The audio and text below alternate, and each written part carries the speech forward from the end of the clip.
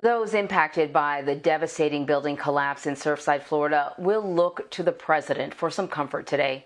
So for more on his visit, let's bring in CBS News correspondent Christina Ruffini. Christina, you are at the White House. To start things off, what more can you tell us about the president and the First Lady's plans for today? Good afternoon, or morning. I guess it's still morning. Good morning, Anne-Marie. The president left here a little while ago. He and the First Lady walked to the helicopter Marine One. They didn't say anything. So far, the plan is they're going to get on the ground. They're going to meet. They're going to have an operational briefing, with some of the people in charge of the search and rescue effort, and the mayor and Governor Ron DeSantis, who he and President Biden have been on the opposite end of a lot of issues.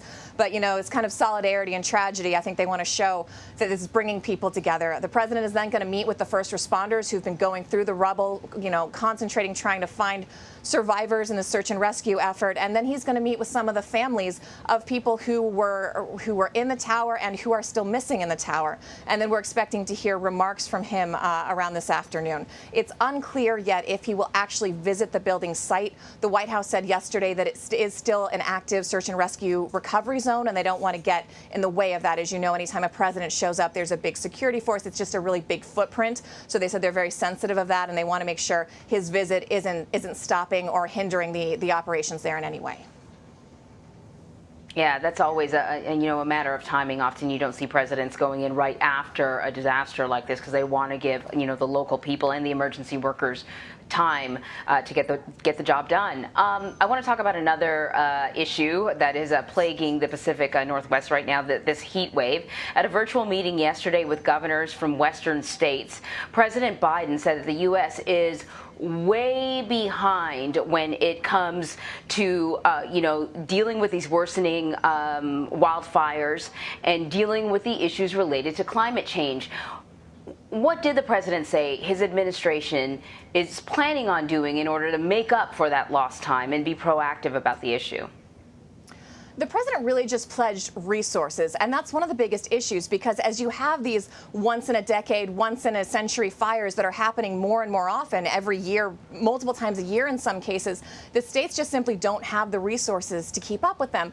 And a lot of the fire teams that go out and fight these fires, a lot of them are volunteer, a lot of them are seasonal workers. So one of the things the White House said it's going to do is it's going to provide funds for full-time, full year-round crews to work on this.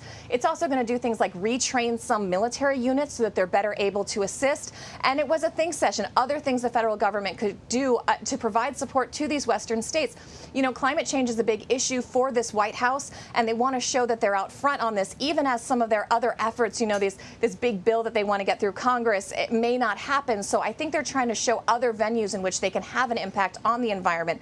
And this is a really visible issue. We've been talking about this heat this summer. Western states are seeing record highs, and there's a drought in several western states, and experts have warned that means it's going to be a really bad fire season. I mean, look, I grew up in Colorado. I grew up out west, and I remember as a kid we had maybe one or two really bad wildfires, and then when I was in college it seems like we got one or two a year, and it's just been exacerbating every year since. I'm constantly talking on my friends back home every fire season because you're seeing pictures of brush burning closer and closer to homes, not only in Colorado but in Nevada and Oregon and California.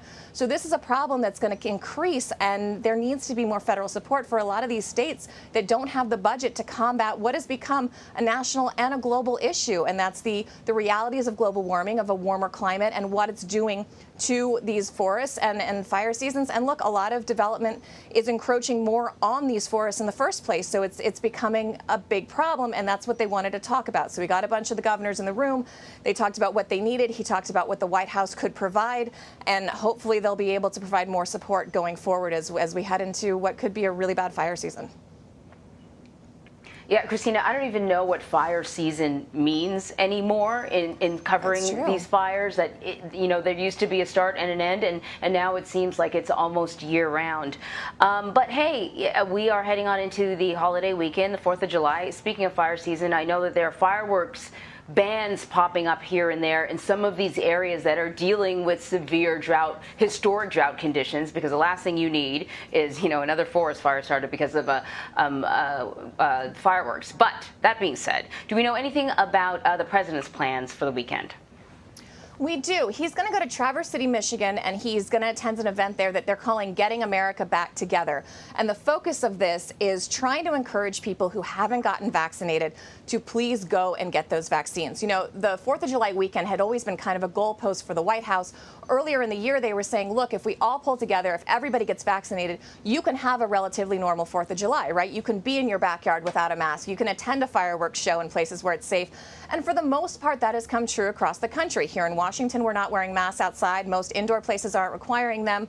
These bans have been lifted in a lot of places because vaccination rates are up and because the virus is under control in a lot of spots. However, there is a concern in more rural pockets of the country, places where people are more vaccine reluctant, that you could start seeing spikes across the summer. And that's something the White House really wants to combat. So he's going to go to Michigan. He's going to talk to a crowd and make a speech and try to plead with people to get vaccinated so that we can stay safe and we can keep this momentum going and people can have an enjoyable, relatively normal summer until the weather cools off, which it doesn't look like it's showing any hint of doing today in Washington.